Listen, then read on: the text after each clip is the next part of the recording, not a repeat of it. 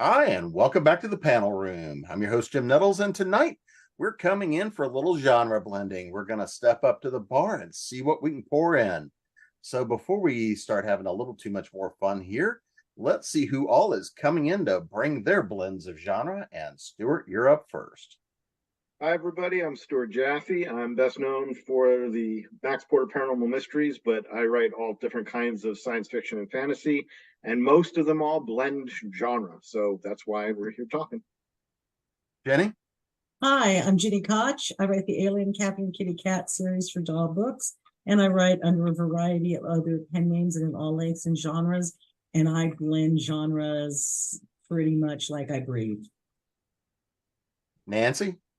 I'm Nancy Northcott. I write historical fantasy and several different kinds of romance, and I do genre bending in the historical fantasy and genre blurring in the romances, the paranormal romances. The others, not so much. So it's sometimes yes, sometimes no. Susan? I am Susan Roddey. I write dark fantasy and horror as S.H. Roddey. I also write all different variations of romance under another pen name. And I'm one of those people that could not stick to a single genre if my life depended on it. So, Jay? I'm Jay Smith. I'm a writer, podcaster, and audio drama producer. I write mainly horror, but also science fiction. I love the blend genres, especially techno, geek, noir thrillers. And El Marie. I'm Elle Marie Wood, and I'm a psychological horror author. So by nature, psychological horror blends mystery, thriller, science fiction, fantasy, romance, etc. So just by nature, I guess I blur genre lines. And actually, let me kind of start on that topic right there, because I mean, all of us write to an extent in science fiction, fantasy, urban fantasy, horror, these sorts of things.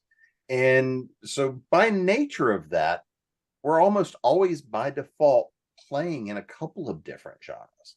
So Stuart, within that space, kind of what does genre even really start to mean just within the spaces we're writing? Well, I think a lot of the reason you even have that is because science fiction and fantasy is more a milieu than a genre. It's just an existence of itself that we can tell a mystery story in a science fiction world. We can tell a thriller story in a science fiction world, a romance, any kind of story, we can put it in a science fiction setting or a fantasy setting. So I think that's part of what lends it to being to blending genre. Whereas if you have a romance, a contemporary romance, it takes place now. Anything that takes place now is whatever genre it is, and it can just be that. But anything that is going to be in science fiction or fantasy, by its very nature, is already going to be a type of story, which is a genre, put into science fiction or fantasy, nowadays especially. Jenny, anything you want to add on to that? Yeah, because I think really, based on experience, genres exist for bookstores and libraries. So they know where to put your book. And genre, and every time I say this, if they're bookstore employees or librarians, their heads start nodding. Genre people are very, very picky. So science fiction, fantasy, horror, every other group has cooties as far as they're concerned. If they're those readers. Mystery, they don't look anywhere else. You won't have anything fun for me. You want to know who will wander the entire store looking for something? Romance readers. If you put a good romance in the middle of an economics textbook and you get a romance reader who finds it, reads it, you're going to have a national bestseller because they're going to tell everybody and they're going to learn economics at the same time, and they'll be interested in it. So I like. Aren't those the billionaire romance books? No, not quite the same. Not quite the same. But I like to put romance in a lot of things because those readers, they read like other people pop a chicklet, okay? And if you've got a decent romance that you're not pandering in your book, you have a very good chance that romance readers are going to float over. And they're about the only ones, they're omnivore readers, and romance readers are about the only ones that look in other sections other than the sections that they are wedded to. So that's kind of my opinion of it, because otherwise everything you write crosses genre, even like a straight mystery. In a contemporary moment, something else has to be happening. They can't just not get together, right? Something has to conflict. So I think there's much more genre blurring and blending than even the categories want to tell you there is. Nancy? Well, I generally agree with what Stuart and Jenny said, but I would also add that genre is also for readers, because if I want a science fiction and fantasy book, I'm going to look there. Now, it can have a lot of other things in it, certainly, but it gives me kind of an idea of what's the dominant strain in the story. The Light Mage books, the shirtless guys behind me, are heavy on action, adventure, and suspense, but they're also paranormal romances. And I would say that they are predominantly romances. There may be 60-40 romance and other, whereas the War King books are mostly historical fantasy. They're probably 70-30 historical fantasy to romance, except they do have sex in them, which leads some people to conclude there is sex in this book and therefore it's a romance, which is actually not correct. But yeah. Susan? Well, I think as a species, humans tend to crave some type of order, and genre seems to be an easy way to classify things for us. When you're talking to somebody about something, and the first thing they're going to ask is, well, what is it? Having that genre being able to say, oh, what's science fiction, what's fantasy, it's horror, it's literary fiction, things like that. It makes it easier to kind of give the person you're talking to an idea of, well, this might be of interest to me, or yeah, I don't care at all. And like Nancy was saying, you have, like with romance is kind of its own animal, as there are very specific rules you have to follow for it to be considered predominantly romance and to be put in the romance category. Otherwise, it's going to fall into one of your other genres. If the romance isn't the central focus of the story, then it's going to be science fiction, it's going to be fantasy, it's going to be whatever. And I don't know, it helps to give people that structure so they kind of know what they're going into or getting into going into it. Jay? As you're talking, I'm thinking back to my graduate school, where a lot of the focus was on where are you going to sell this thing, and the genre became, first and foremost, what shelf is this going to be on? And my project was, is it Neil Stevenson or is it Jim Butcher, which is pretty a wide spectrum of possibilities, and trying to find where it's gonna sell is often how we have to speak the language between ourselves as the artists and the business side that's going to market it for us. And I think we get bogged down in that a lot. Hearing a lot about romance. I know I went to school with a lot of romance writers, and it's definitely not a monolith genre. I walked into my local Ollie's the other day, and there's an entire wall dedicated to Amish romance, which was huge for a while, and now is apparently not so. But there's several subgenres within our big labels that we can talk about, even within horror and science fiction. So I think it's using genre as a label is a great way for me to go to Thanksgiving dinner and explain what I do.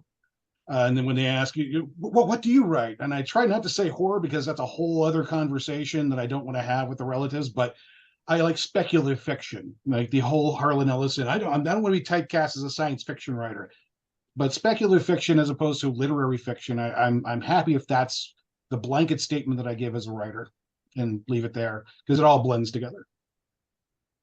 All right, Elle Marie. So Jay, you avoid that conversation. I walk in with like my horror writer T-shirt on for Thanksgiving. I don't know. For the turkey, it was kind of horrific. Oh, listen. Look, it's what I do, right? And I just let me start by saying that I agree with what Gini mentioned about it being, a construct for the bookstore. It really, I believe that it was. If you think about some of the books that have been categorized as one thing, even though they were another thing back in the 70s and 80s, this was really, really, really predominant. I mean, just with horror fiction, at least, the titles were not called horror; they were called thriller, and it was that's not what it was. And so people were picking up books and being terrified. But I definitely think that's how we figure out where to shelve books. And interestingly enough, as there are several different ways to consider this. Like, so as a horror author, I would find myself on a horror shelf, right? But as an African-American woman, I will find myself on the African-American shelf. And that's a catch-all because you're just categorizing it by race. So there's everything in there. Horror, romance right next to each other, fantasy on the other side of that, self-help on the other side of that. It doesn't matter. If you're looking for women's literature, well, look, that's another catch-all. So there I am next to, again, a wide range of people. So I find genre to be problematic when used in that way. Is it a way to describe what we do? Sure. And to as Nancy mentioned, to signal to readers, this is what this book is going to be touching upon predominantly. Yes, it is, but I'm not sure that we, especially with all the subgenres we have now in each and every one of these, oh my goodness, I'm not sure we're doing ourselves any favors anymore. And I would submit, though, one thing, we talk about romance writers doing a lot of reading, and you're right about that, Gini. They'll read anything as long as you tell them. Mhm. They are reading and looking for happily ever after, and we give them this horror story that has, some that's not happily ever after, right? Oh, then that's a lie. Yeah, That's a lie. Exactly. That's And if we say to them, okay, this is a romance book, as opposed to saying it's a horror book with romance elements, they feel misled. So with genre, all these definitions are correct, I think, altogether, but we have to be very careful how we use them. I'd like to jump in on that because you're touching on something that I think is really interesting, which is in the past, the 70s, the 80s, basically before Amazon, all these genre categories were there. We already said this for bookstores, but they were not there. They were there to sell books, less to, like you were talking about, having an African-American section. They're there to just drive African-American readers or people interested in African-American authors there. They don't care what you buy, just that you're going to buy something there. And just like there was a horror section back when I was a kid, and Stephen King was huge, and then it imploded, and Stephen King is now fiction instead of horror. There is no horror. Well, horror sections are coming back, but it's another story. Or even go further back, if you can find like first printings of Lord of the Rings, like the paperback, it says science fiction on it. Not because fantasy didn't exist as a separate genre. And that was not because fantasy didn't exist. It was just science fiction is what sold. And that name sold better. Now we're in a point where bookstores, brick and mortar stores, don't drive the conversation. Amazon does. Right. And because of that, that's why we have all these subcategories, because now the reader is the one who says, it doesn't sit there and say, well, take me to the African American section. They say, I want a book about this, this, this, and this. And we can narrow it down that much for them. So I think that's pushing, us authors, we've been blending genres since day one. We never cared as long as, and publishers were just like, okay, just don't blend it so much that we can't put it in one place or the other. But I think Amazon is, like I said, I think the power has shifted from the bookseller to the reader in a sense. As to how I also want to say something. Jay brought it up, speculative fiction.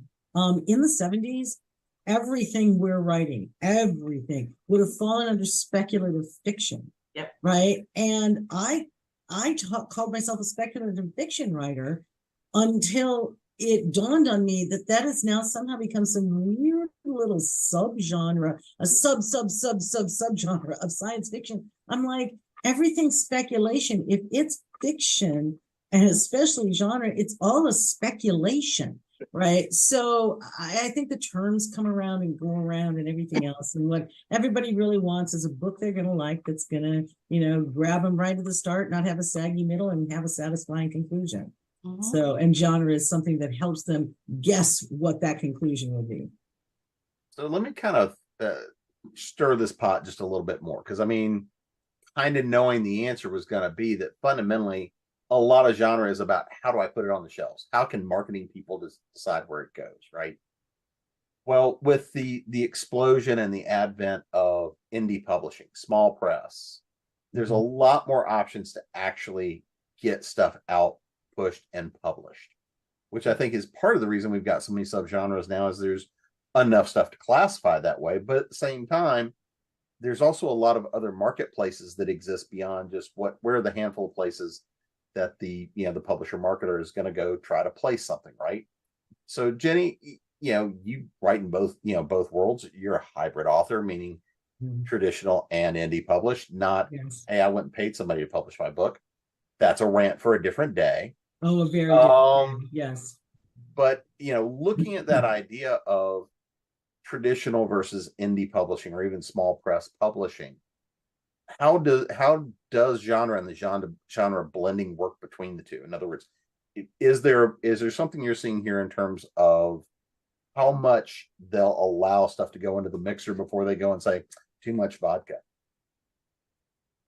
Okay, it's going to depend on your publisher and your imprint. Okay, because if we're talking about the big whatever, when I started it was the big six. I don't know what number we're at now, but it isn't six anymore. All of them have multiple imprints within them, and each imprint has its own dividing line of when you've crossed it. Which is why in traditional it really helps to have a good agent, because your agent kind of goes, it's never going to fly over here because XYZ. So yeah, I'll send it. Don't hold your breath, right? Or I'm not even wasting our time. I'm going over here where they're going to enjoy this. This is something that they would like. So you really have to have a little better handle on what your main genre is. When I was writing Touched by an Alien, I swear to you, I thought I was writing a light and funny paranormal romance, because I believe aliens are hot, as hot as every supermodel out there and here to help, as much as I believe in vampires and werewolves. But because it was all science fiction, and actually the romance part doesn't actually matter to the plot. It's there, but it doesn't actually matter to the plot. My agent said, this is not paranormal, this is science fiction. And we're going to go over here, here, and here. And here's why we're not going there. Here's why we're not going there. I think the one you asked for is the right choice, right? So that's all traditional big, down to, I would even say the big small presses like Titan and some of the others of that level, IDW. Those are still considered, don't laugh, small press. Okay, they're just at the height of small press. And then you get all the way down to, the micro presses. One of the great things about a micro press or doing it yourself is that a micro press probably does not care about your genre all that much. Some will. Okay, some are like, we're only taking horror. And if you're not horror, we are not interested because that's our niche. And others are like, we just want a good story. So if you've got a good story, we're here for it, right? So it gives you, I think, more freedom. But you also, then you have the distribution issue and all these other things that go along with it. But I just think the smaller your press, the more likely they are to either say absolutely not or sure, come on in. A bigger press, if you're right on the line, they might look at your book and decide you're enough on the line, or they can edit you over the line that it's theirs, right? So I have no idea if this actually answered the question or not. But there you go. There you have it. There it is. So Nancy, I'm going to kind of change this up a little bit because I think we beat that pretty well. That's pretty much the discussion I wanted to get into. That was kind of to beat that. I'm glad I handled that. It depends, right? That's the magical answer with everything in this business is it depends. When you look at the stuff you write, because you cross science fiction, you've got the urban fantasy, you've got the romance, you've got all these different elements. When you're looking at how you want to market it and where you want to market it, are you focused first on the story and the genre, or how you're planning to sell it? Is that to me? That's to you. Well, considering that I couldn't sell toothbrushes to benefit the marching band in my hometown, and who doesn't need a toothbrush, how to sell it is not really my first approach to anything. But I look at, what does this story need? Like the historical fantasy, I really wanted to focus on the historical sequence of events, and I stay pretty close to the actual history. And I look for a place where there's something that's not well defined, where I can sneak my characters in and let them do something important. And then I put a romance in it because I love romance. Story is always more engaging for me if it has it, which is not to say stories that aren't a lot of fun, and I love a lot of them. But for me as a writer, I want to put romance in it. And so it's kind of a question of, okay, what kind of story is this? And when I get done with the first draft, I'll look at it and go, do I need to shade this in one direction or another to make it clearer to readers what they're going to get? I wrote one book. It's going to be a series when I get back to it, that I thought, I don't care if this sells or not. I'm enjoying this. I'm loving writing it. If it doesn't sell, I'm used to that, because that was before I'd ever published anything. So I thought, I'm just going to have fun and write this book. And it doesn't fit any pigeonholes, any marketing pigeonholes. And so I got a series of really good rejection letters for it, but they all said, we don't have a place for a book like this, which is the thing with traditional publishing. You have to either have lightning in a bottle, or you have to have something that they can say, oh, this plugs into slot 217. And so for me, it's the story first. And then luckily my agent will send it out, even if she says, I don't know. Like Jenny was saying, your agent might say, I don't know if this is the right place for this book, but if you want me to send it, I'll send it. So that's kind of where we are. Have I answered your question? I think so. Susan, how about you? There is absolutely no method to the madness in my head, and I'd be lying if I said there was. I am very much the type that has the idea and goes, ooh, squirrel, let's see what's going to happen here. And then I get, 50,000 words into it, and I have absolutely no idea what it is or where it's going to go. As a matter of fact, with the book that just released last week, in edits, my editor got about 3/4 of the way through it, and she calls me and she says, okay, you can decide what kind of book you actually want here, because it's entirely too many things and none of them go together. So I had to go through and rewrite probably 1/4 of it, just to strip out some of the ambiguity and make it something a little more marketable, because I'm also like Nancy. I do enjoy a good romance, and they have a tendency to creep in when I'm not looking, or when I'm not paying attention to what I'm doing, which is usually the case. And so I ended up having to go in and take a whole bunch of stuff out to kind of pull the romance back. So, because that was the part that didn't really fit as well with the rest of the story. Now, there's a lot of it still in there. It's just not as prominent as it was.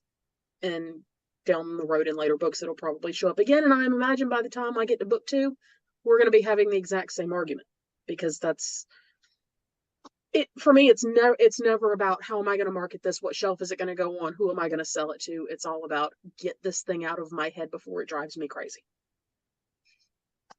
So Jay, what about you? What's your level of crazy? Oh, 24/7, high levels all the time, plus caffeine. I think in my case, there's a lot of creative prostitution going on, and I'm not in a luxurious position of being asked to contribute. I'm out selling. So I have the I love this project passion file, but I also have about a dozen short stories and novellas that could go in any direction. And I have those because I will go to conferences and conventions, and I'll go to the usual suspects of small press publishers and editors and ask them what's coming up and find out what's next on their agenda. And I'll go back to my pile of half-baked manuscripts and go, yeah, that's a Western, but it could be a space Western. Or that is kind of grim dark, but I could add some levity to it. This is more Lovecraftian than Ghostbusters. And I'll be able to customize those half-assed manuscripts into a whole-assed manuscript when that submission time comes open, and I can actually maybe make a couple of bucks off of it. But I'll also try to keep that communication open so that I can say, if you like that story, I've got 3 others that you're not quite looking for now, but I'd love to share them with you, especially if you're paying. Marie. I think the topic's been pretty well covered. I mean, there's not. I think when you're trying to sell, or market or have your agent pitch your work, especially if you're going to traditional publishers, but even like Gini said, small press is going that way as well. You've got to be focused on what is the dominant genre, because even though a lot of us play in the smaller press circles when we're doing our off when we're not writing and we're not, we're out socializing and trying to do conventions and whatnot. That's really a small press world, if you will, in terms of the people who come and the people who sell there and the booksellers that set up. And so we're sort of, when we play in that world, it can feel really loosey-goosey and every genre is taken and all variations and all that. But that when you come back out and go to submit to the larger presses, that's not really the case. That hasn't really changed that much. And I'm not saying that you can't have any mixes at all, but I'm saying they're still looking for a specific thing, and you have a slimmer chance if you can't, if the dominant genre, if there is no dominant genre, that can't it can be picked out or can be emphasized in edit or called out initially, then you have just a difficult time getting them to even look at the manuscript. And so that's something to consider. But that said, that's something to consider in a general sense. If you really want to keep your blended, blurred, cross genre stuff going, there are markets for that. It may not be this large press market. It might be this smaller press that focuses on Bizarro, which I'm still not 100% sure exactly what Bizarro is. And maybe that's the point. You know what I mean? So Hunter Thompson is still trying to figure out what he was. So I just don't know what it is. But I mean, it's there are markets for that. It just may not be, what you might have been thinking, going to B&N or Books A Million and finding your book there because it's a traditional press deal. That might not be what it is. That doesn't mean you don't get a book deal. Just means it depends on the kind of book deal. So you don't have to necessarily stop doing your cross genre stuff or your blurred genre stuff. You just may need to change your sites. Stuart, anything you want to throw on top? Well, I guess just to funnel it all down into one thing, because I agree with everybody here. The thing I'd add is that something I've said it when I'm talking to new writers a lot is I tell them every few years they should sit down and have a conversation with themselves about what success means to them. What is it they're trying to accomplish, what their goal is, because this is usually what I say for whether you want to be indie or hybrid or traditional. It all depends on what you're trying to do. And in terms of what genre you're going to do or genres, it's the same question, because I'm fortunate enough that I do this full time, make my living doing this. And one of the downsides is Nancy, I think, was talking earlier about some crazy idea she had that she just wanted to write, so she wrote it. I have a couple of those ideas that I look at and I go, that's not going to make me enough money. And I need to put food on the table. So that idea gets shelved. It may come back up, maybe because I'm a hybrid author and I've worked with Falstaff, like many people here.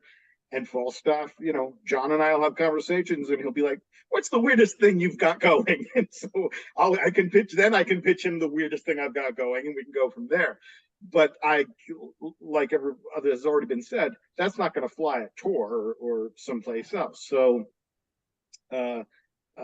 knowing what your goal is, if your goal is to be famous, your likelihood of being famous is much greater at a major publisher.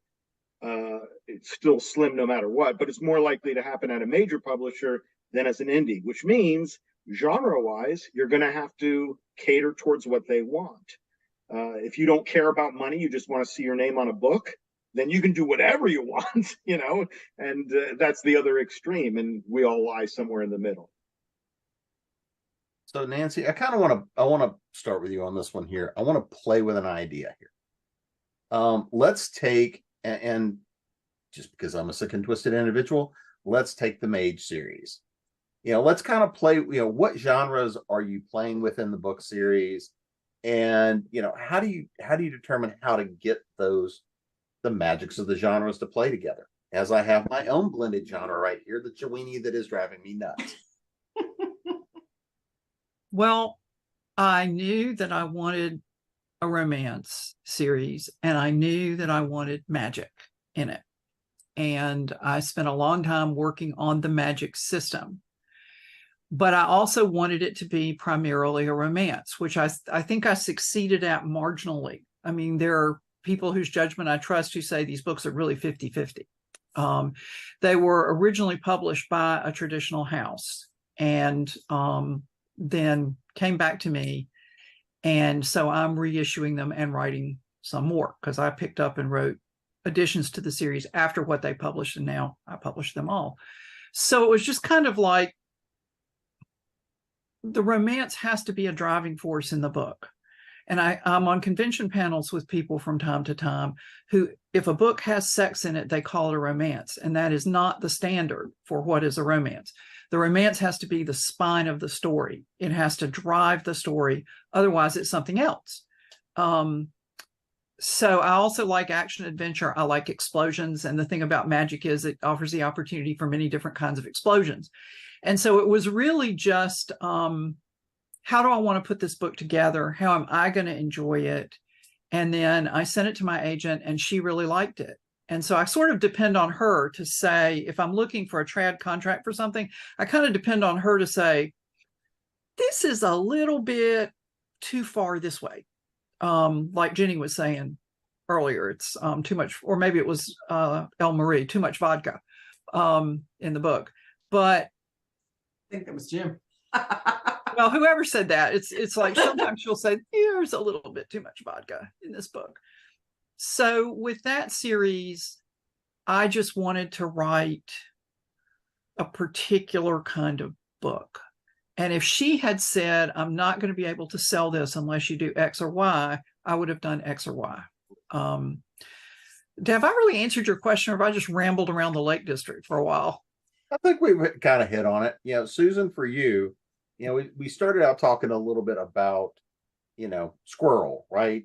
We're going to go chase the squirrels, and it's a squirrel nest, and then you pull a story out of that. How do you go about, and I think this is really going to be for you much more about the editing process, but how do you refine down in that editing process? We started talking about that, but really kind of hone it down. Well,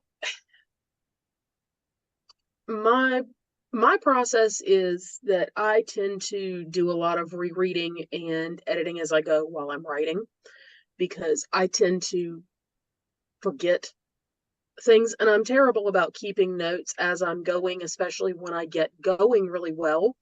And then I have to go back, oh wait, I don't know what I did. So I have to go back and reread what I've done to remember what I need to do. And that book in particular, it took me 4 years to write, start to finish.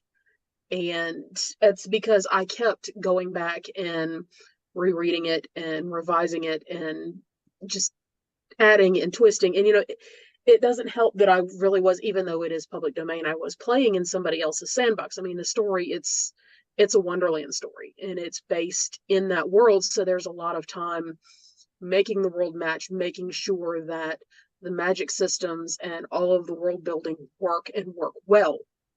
Because, particularly when you are blurring or blending genres, it's all about your world building and making sure that what you're doing works and is consistent and is believable. And as long as you've got those things, all of the other little details, the subgenres, what you pull from, what you add in, all of that can fall into place fairly easily. With the case of this particular one, I was so close to it, and I love the book so much that I didn't want to cut anything out of it.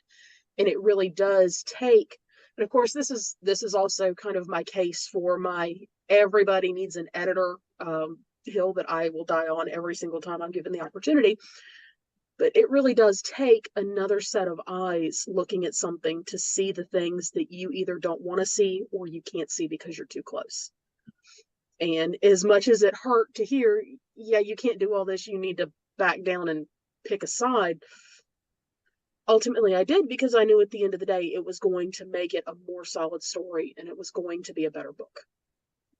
And so did that Yeah. answer your question. Okay. What about you, for you, Jay? What's a project you've got that you can kind of break it down? I really like what Susan said, and I think I'm very, very lucky to have a circle of fellow writers who are happy to tell me where I go wrong a lot, and they're also happy to guide me toward great solutions and things I didn't think of. I will start on a project and I will find myself more often than not, I don't know where this is going to end up on the shelf. I will present a manuscript to a friend without giving it a label or a genre, and they'll tell me, I think this is leaning in one way or another. I don't think you're quite in this zone. It feels like you're going for a certain thing, but you're not quite there. Here's some ideas. And sometimes they'll tell me, for example, I wrote a book. Basically, I wrote a podcast story as a season filler between seasons of an audio drama series.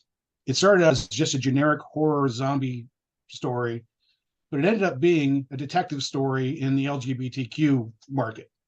I had no idea when I started writing that story that it was going in that direction, but I had one or two people just out of the blue said, yeah, we're seeing the same thing here, dude.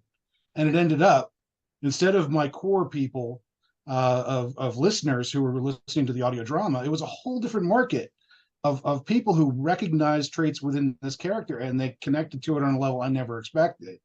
So there have been times where I'll get to the middle of a story and I'll have a peer reader tell me, or a beta reader tell me, I think this is a completely different genre or subgenre than you intended. I'll even have readers tell me in the middle of a season of an audio drama, they'll tell me this is starting to sound more like a Western. Is that the direction you're going? So I'm very lucky in that when you're writing a story, you don't really know until you let it loose, either to a small group of people or to the public. But in theater, you get that immediate reaction in the middle of a season, and you can course correct. So I'm in an editorial process all the time, and I'm open to any suggestions that will help it sell. Really, did that answer? We're asking this question a lot in the group, but did that answer your question? I think every one of us has asked that question when we're done. Did we? That was your answer. We'll go with that. That was your answer. Oh, good. That makes me feel great. Thanks, Jim. You're welcome. Elle Marie? So if we're breaking down a book series that blended or blurred genres, I mean, I tried my hand for the very first time because like I said, psychological horror does that just by virtue of what it is. But I tried deliberately to blend horror, science fiction, and romance. And I found that it was like legit romance, not just, no, there's no HEA, so maybe it's not legit romance, I'm sorry. But, it definitely has romantic elements, much more so than, like you mentioned, Nancy, that if there's sex in the book, it's a romance book. And I'm clearly doing something wrong because I have sex in my books, and they're not romance. They're not. No, that's what some people say. That's not what I'm saying. That's what some people say. No. Like you mentioned that some people are saying that to you. I am clearly messing that up if that's what people are thinking out there in the world. But, I tried deliberately to actually have this mix happen. And it was a lot of fun, playing in a different sandbox, if you will. I mean, I had a great time trying out, different tropes, if that I don't play with. There's not a whole lot of romance in my psychological horror typically. There's conflict and it doesn't have anything to do with two people getting together. I mean, that's just the way it is, or not getting together. So it was interesting and unique. I was still focused though. Those were the genres I was going for, and they were clearly defined as such, with elements from all three playing a part. So I was still very mindful about, being clear about what was happening. But at the same time, it was different. It was different because, I mean, like I said, as I mentioned earlier, with psychological horror, you should be touching mystery. You should be touching thriller. Psychological horror is on the quiet end of horror fiction, which is bumping right up against mystery and thriller and suspense. And that's what the story's about. If you don't have those things, you're missing the conflict. It's not always supernatural psychological horror. It often is, but it's not always. So you've got to find some way to tell your story and have it be compelling. So that's part of it. But directly infusing science fiction and romance in traditional horror, as I call it, but I don't want to say that and have people think I mean monsters, but horror fiction, not there was some supernatural elements, but there were also some extreme elements. And so it was more of what you might think of when you're thinking horror fiction, as opposed to what I traditionally write, which is the quieter end of the spectrum. So it was interesting to play in that way, freeing, if you will. Now, I'm a pantser, so I just go and I don't outline, I don't write any notes, I don't read while I go. That's not happening. It'll slow me down. So I just go with it. And it was freeing to say, oh, well, let's think about, what would be happening here if there was, don't forget you have romance. Oh, that's right. And then start writing some of it. Don't forget that part of it. It was kind of fun to do. So I can say that, definitely if you've never tried it before, it's absolutely something you should try your hand at. It's very much like, if you don't try it, you don't know if you like it or not, right? I know for a fact that I don't like horror comedy. I've watched enough of it and I don't care for it. I tried to write one and I nearly threw the paper across the room because I was like, this is not. And so I know I don't like it, right? But you don't know what you don't know what you like.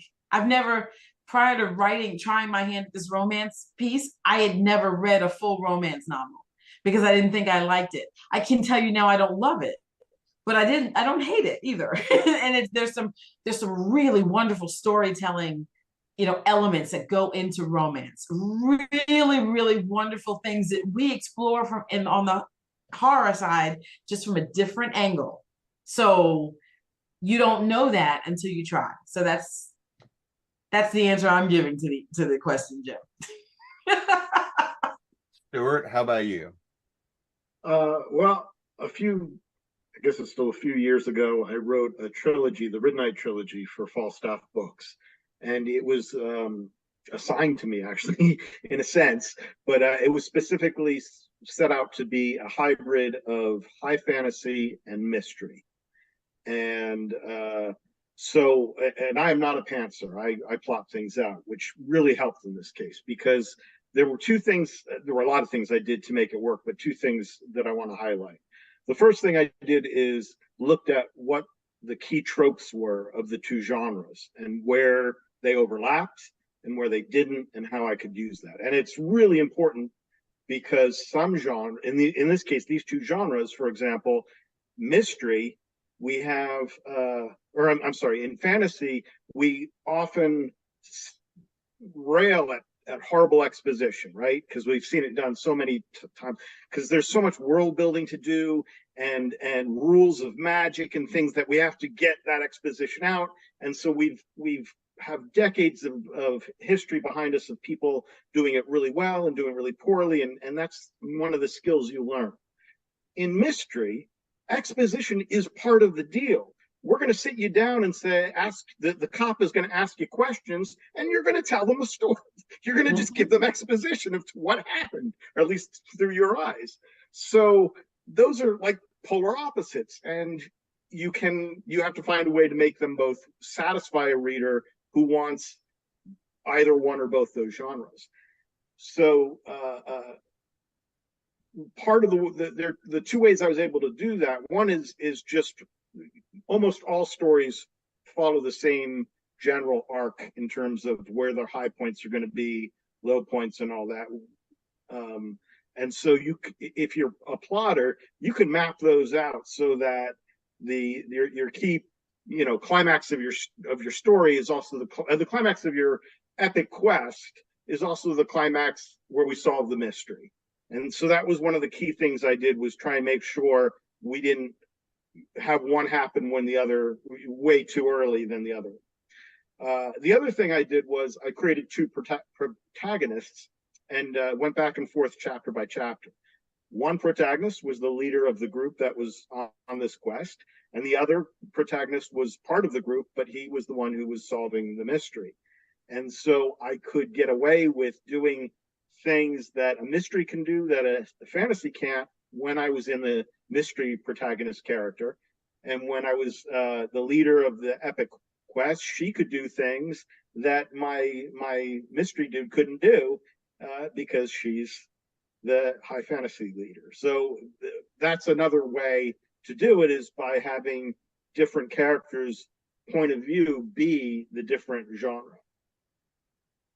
Jenny? Jim, could I add something else about sure. genre? Please.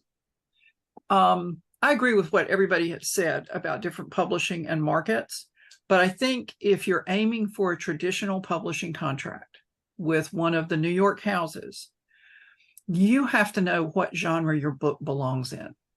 And I've talked to a number of novice writers. They're on their first or second manuscript, and they tell you about the book. I'm sure we've all had this experience. They tell you about the book, and you say, well, where do you see this book fitting? Because you can't tell just from the description that they're giving you. And they say, well, I'm just going to let the editor put it where they want it. And it's like, no, really, you have a lot more flexibility, as everybody has said, with smaller presses. But for a traditional publishing contract, if you don't have lightning in a bottle, and it's incredibly arrogant and more often than not stupid to think you have lightning in a bottle, then you need to be able to know what the market niche for that book is and tailor it to that.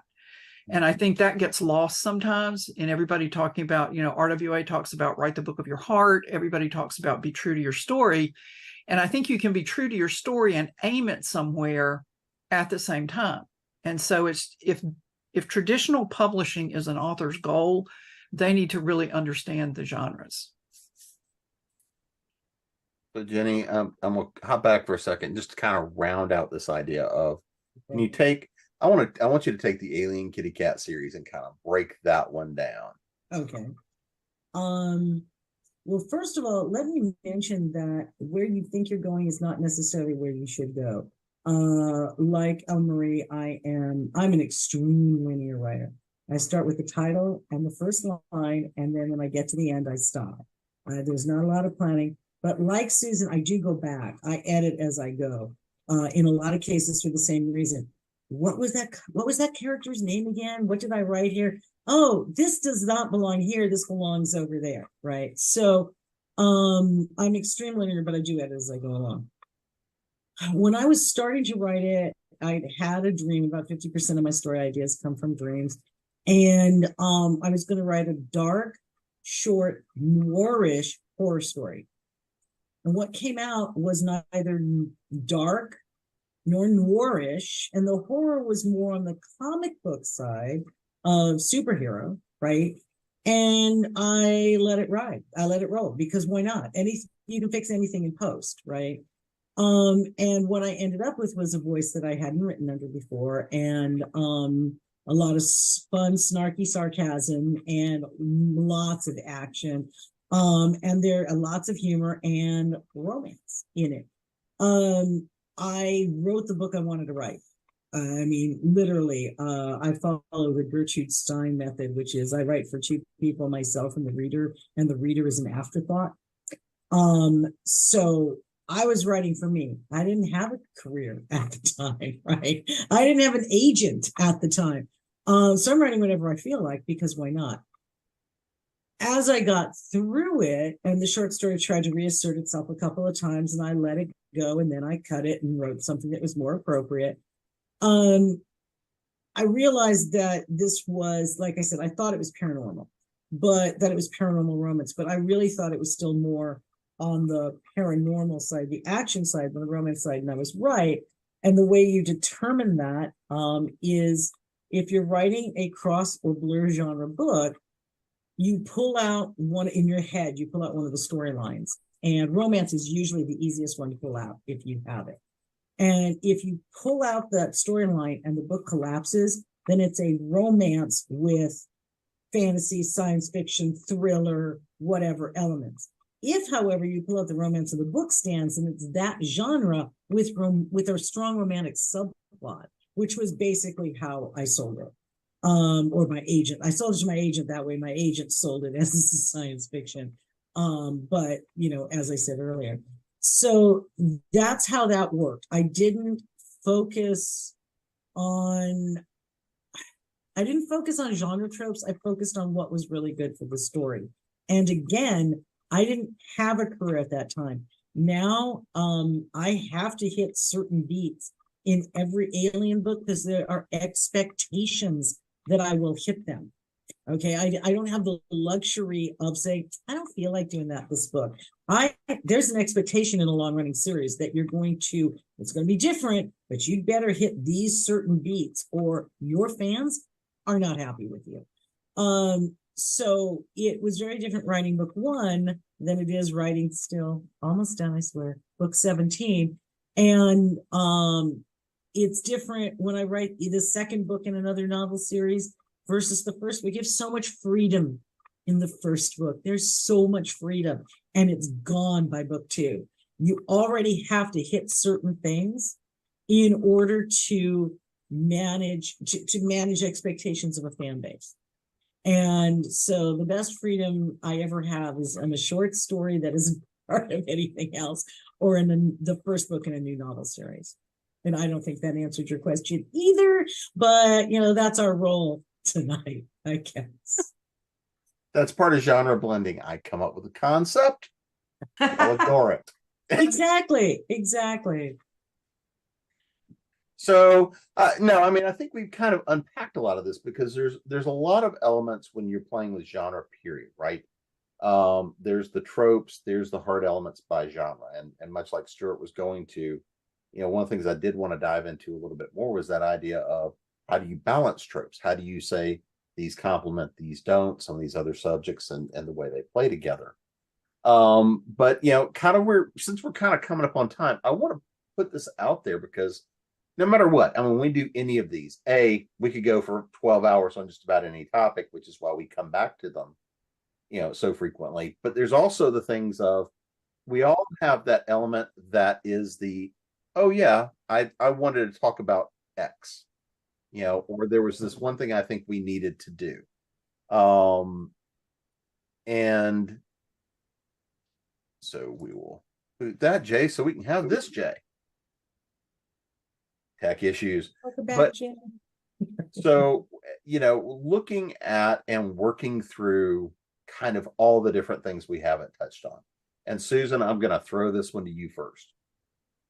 The deer in the headlights. That I'm getting my soul, that dark place is being warmed just by the look at her. With nothing but love. This is the bending of genres. What's something we have not talked about in the ideas of working with genre and blending of genres that you think we should talk about, for you? I don't think I have an answer for that right now. Well, I mean, we've covered, cataloging tools, and we've covered crazy off the wall ideas and how do you market it. And, I really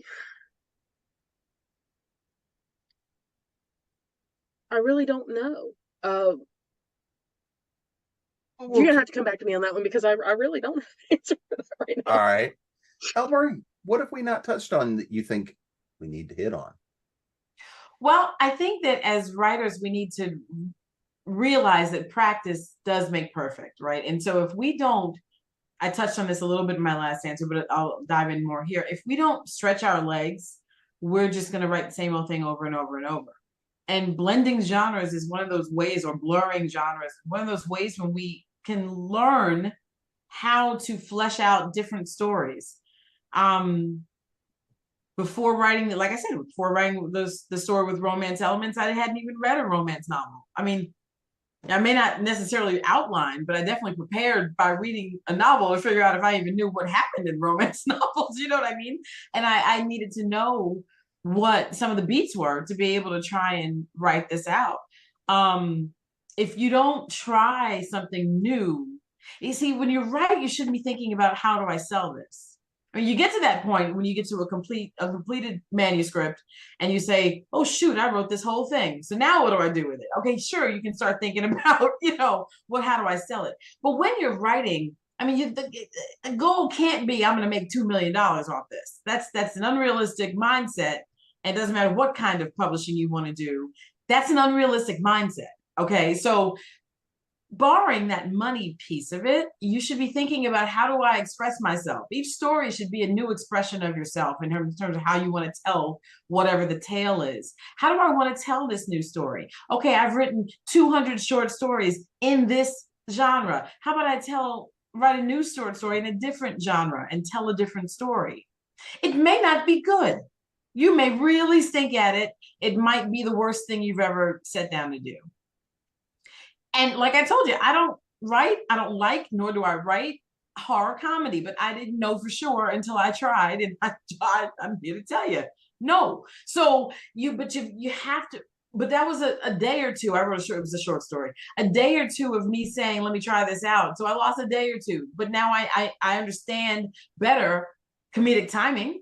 I understand it a lot better than I used to. I'm just not that good at it, and so therefore you now I know. So when you think about these, just because you say, oh, I want to write a cross-genre book doesn't make you a cross-genre author. Okay, doesn't make you a whatever, however you want to label this. You've got to actually try and do it. And in that trial and error, you may find that you don't like it sounded good, but it's not necessarily what you really wanted to do. And that's actually fine.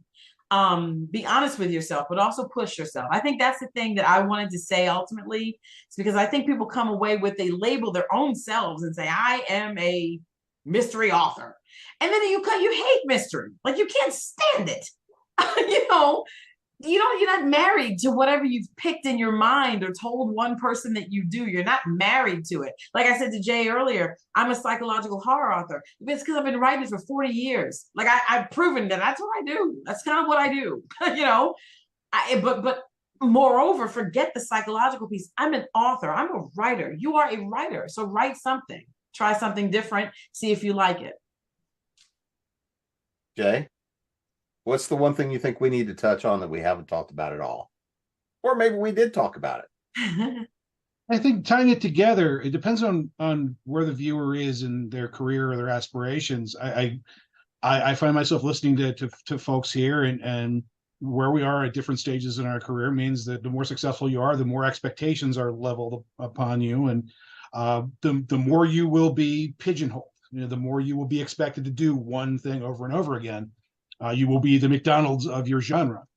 In my case, there's a freedom at the very beginning of this process. The thing that got me excited about writing as a child, and the thing that got me putting submissions in envelopes and mailing them to publishers, was writing was just this experience. And you're selling yourself short if you decide at the very beginning of your process to pick one genre. Because as Marie says, get out there and explore the different ways of telling the story, because that at our core is what we are. We're storytellers. We're writers, but more often I'm hearing, if you want to be successful, you've got to get your story read on a podcast, or you've got to become a multimedia person, or be more mindful of getting out there in social media. There's this exploration as an artist that you have at the beginning of this process that allows you that leverage, that time to try the Western, try the romance, find something that sticks with you, that allows you to retain some of that excitement that I hear a lot from part-time and full-time writers is kind of extinguished as they're forced to do things that they're paid to do as opposed to what they want to do. And that's not to say that it sucks, because every job has that. But the more time you take now at the beginning of this process to find your strength and explore the diverse world of fiction writing, the more you're gonna be able to find that you, like in the case of any other business, you're diversifying. That if you're not successful at selling something in this genre, at least you've explored the option of selling it somewhere else, selling something else. Maybe you will become the next Western author or men's fiction author, or whatever they're calling it these days. Even if you don't want to, at least you can sell that manuscript, get your name out there, and maybe you can pivot and turn that into a success down the road into the right. I guess that's my answer, Jim. All right, Stuart. So what have we not touched on, or what do you want to dive deeper into? So this all makes me think of the classic 6 ways to become a better writer. It was read, write. And Elmarie touched on this, talking about herself and that she started reading some romance. And that's the key thing is, I mean, we should, as a writer, you should be reading far and wide anyway. But if you're going to decide to blur some genres, read in those genres, especially if you are not familiar with them, because you'll screw it up. if you don't know what the tropes are. I've been reading a bunch of romance lately, not so much because I want to do a blur genre thing, but just I suck at writing romance and I want to inject some of that into my books, even just as a subplot or a subplot. So I'm reading some of it to figure out, well, how do they work? What are the beats? What are the moments that are valuable because especially if you're doing it as a subplot, it's not a full arc. I mean, it is a full arc, but it's not every beat that you would have in a novel. You need to hit the highlights. So you got to figure out what they are and know what authors speak to you and what is it about their work that speaks to you. You're only going to find that out by reading, and that's the thing. You got to read the stuff. Jenny, what have we not touched on, or what do you want to dive back into? Well, first, I want to wholeheartedly agree with what Stuart and Elmarie said in terms of be read. Terry Brooks and Terry Pratchett both gave this advice in different times, which was you need to be extremely well read in every genre you write in. But once you start writing, you need to stop reading in that genre. And they're not wrong, because they said what happens is you unintentionally plagiarize. Now, I think once you're really comfortable in your genre, you can start reading in other people's genres again. But there was a while at the start of my career, I could not read. I remember I write in every genre. I couldn't read anything but humor, because that's the one thing that I was like safe in. Now I can read all stuff because I'm very confident in my voices. But one of the reasons why I write under so many pen names is exactly what Jay said. Okay, I don't want to be stuck having to be funny every single solitary time out the gate. It is hard work to make people laugh. It's really harder to kill somebody ugly and then you have to turn around and figure out a way to make people laugh without them screaming "fuck you" every time they talk to you on social media. So that is one of the reasons why I write under pen names. As Anita Ensall, I don't have to be funny. As Gemma Chase, I can delve into paranormal and gothic and a darker side and all these other things. As J.C. Koch, I write horror and I can kill. The monster can win and it's okay. And I don't have to make anybody laugh while I'm doing it. So to me, that's really good. But the other thing I think that really is important, because this is blurred genres, you need to be good at it. People shouldn't not be able to go, oh, well, that's the romantic subplot. And oh, well, it should be all of that. It should be seamless. So that you can't tell. Mysteries are my first love. I love mysteries. Despite what people think, everything I write has a mystery in it. My characters have to solve something, but you don't realize it because I've blurred that in so well. That's the foundation of the foundation of my house, right? That's the sticks that are holding it up, and everything else that goes around it are the other genres. But I write mystery all the time. I have romance in almost everything because I like it. Okay, we're not here without romance. None of us showed up. Right? Your parents fell in love in some way, right? And had you. That's what romance keeps our world going around. I don't want to ignore it. I want it in there, but it doesn't always have to be the main focus. But you have to make sure that you're blurring it seamlessly, that it works in that. And I mean, I know Stuart's a really good writer. So when he's saying, oh, I have the fantasy plot and I have the mystery plot, I already know he's seamlessly blending those. Do you know what I mean? I don't have to say, oh, that might be clunky, because Stuart's a really good writer. Okay. But if you're starting out, you need to become a good writer and learn how to do that. So practice makes perfect. No words written are ever wasted, but don't feel like every word you write is gold and should be saved. Many, many things deserve to be cut and put in your deletes file.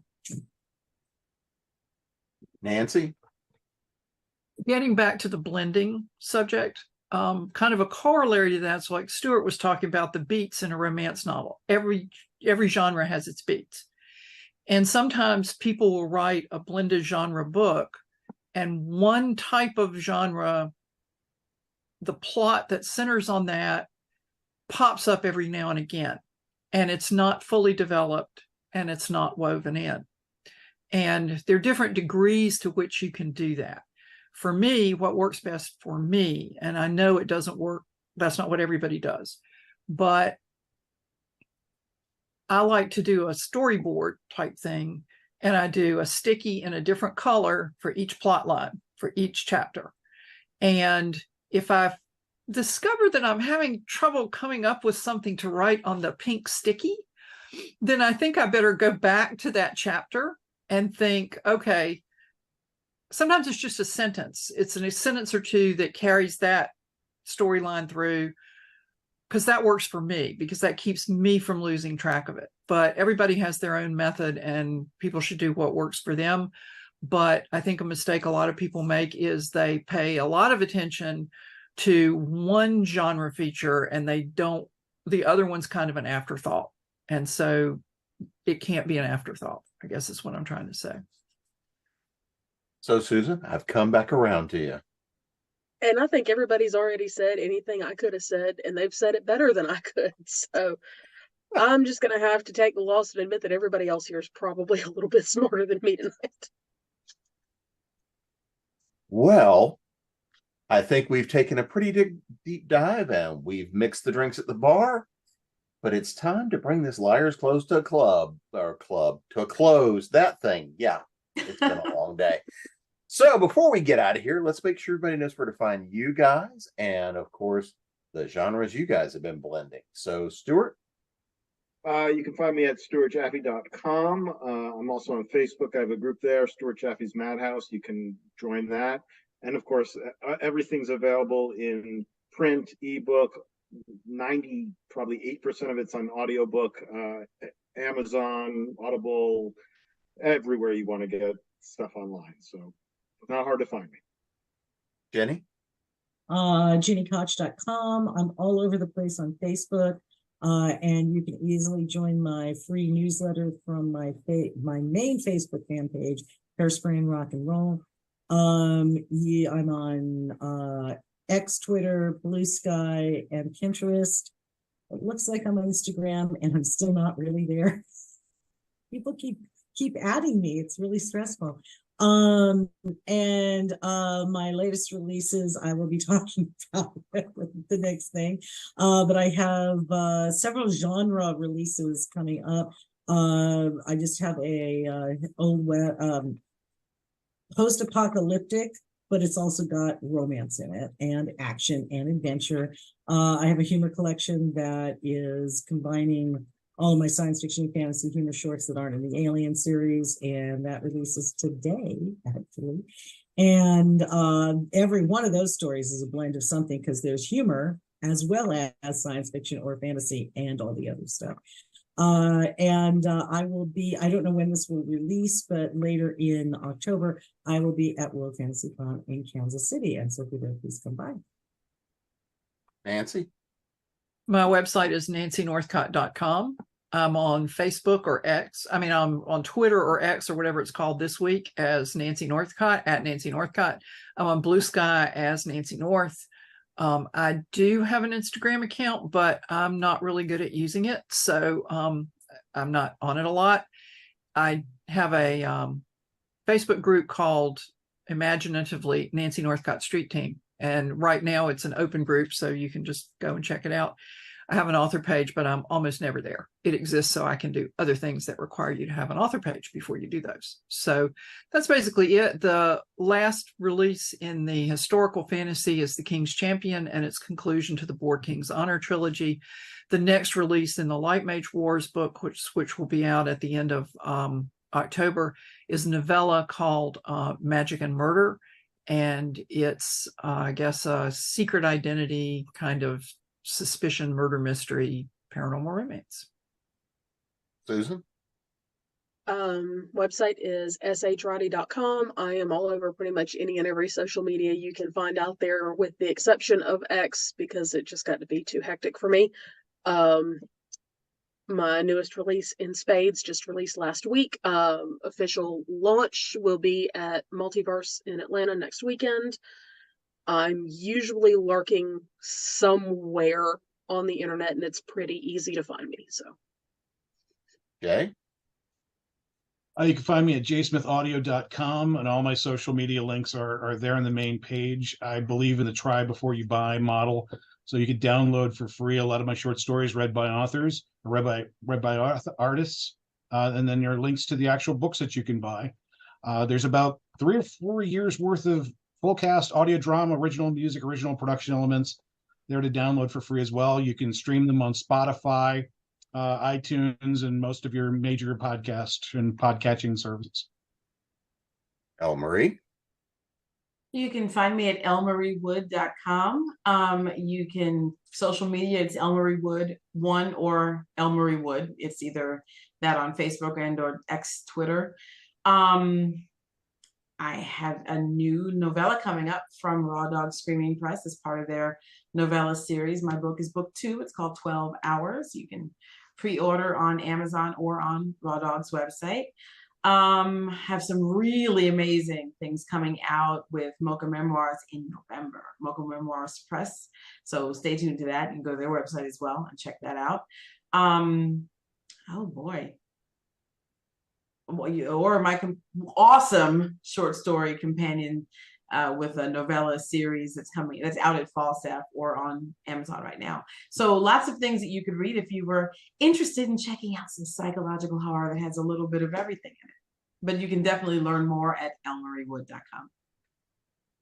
And you can find me at jamesbnettles.com, authoressentialsworkshops.com, speculative-fiction-academy.com, along with Elmarie Wood, because right. Right. She never does. She never does. No, and as soon as you said it, I'm like, oh God. Speculative Fiction Academy is the academy we started to teach you how to expand your horizons and write. So yes, Jim and I are there. And of course, creatingprose.com. And then, well, when they stuff me in my box here. And until next week, this is the closing out of this Liars Club, and see y'all again soon. Thank you. See ya.